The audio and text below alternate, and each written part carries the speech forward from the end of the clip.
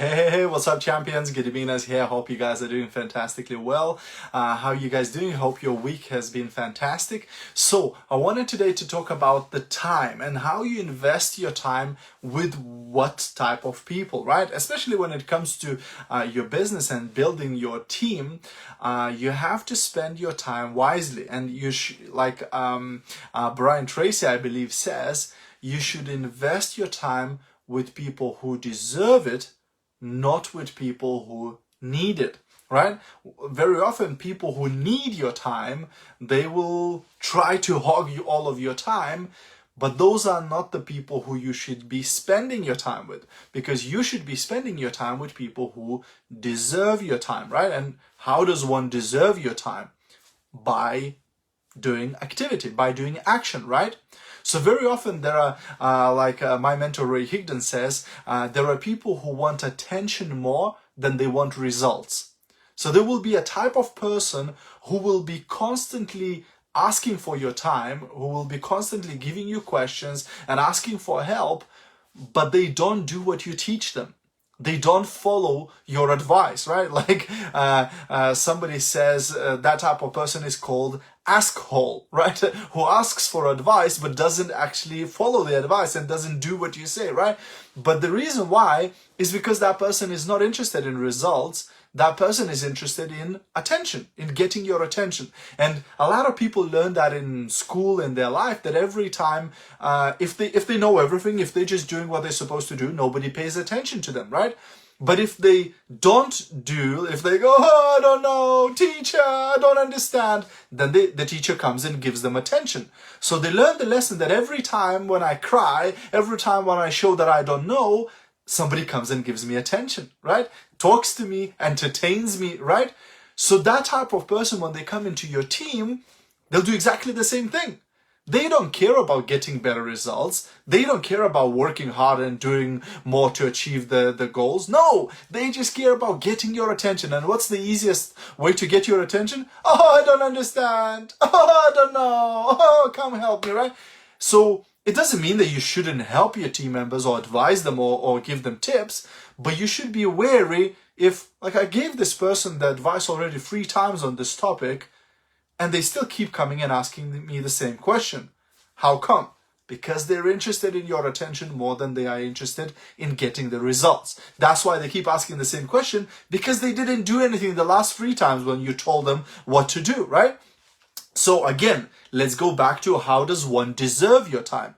Well, that's how they deserve, by doing activity. So when you're building your team, especially when your team starts getting bigger and bigger and bigger, and you get somebody who says, oh, you know, I want your time, I want your coaching, I want your help. No problem, I'll coach you, but now go and contact 20 people and get back to me once you've done that. Then we can talk more. Guess what's going to happen?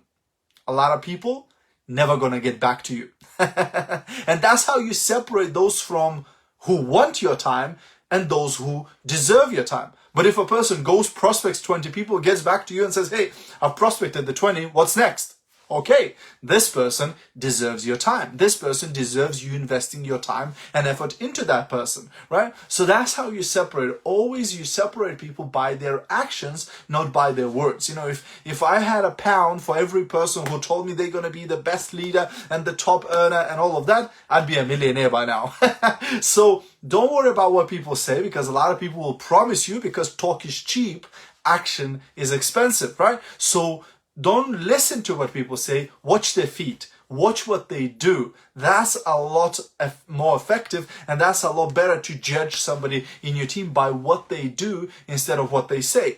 And, you know, like I always say to a person, look, it's like the accelerator in your car, right? If you push on the gas, I'll push on the gas too. If you put on the brakes, I'll brake too, because I can't be spending my time with you if you're not in action, right? It doesn't mean that I don't like you. It doesn't mean that I don't want you in my team, right? A lot of people put their business on back burner, right? But if you put your business on the back burner, no problem. Give me a shout when you're ready to go back in action. But now I have to spend my time with this person, right? Who is in action, who is doing something, right? That's how you have to allocate your time. And also, you have to step by step, slowly and steadily, start developing systems that release a lot more of your time. What does that mean? There's only a very limited amount of time you can spend with somebody personally.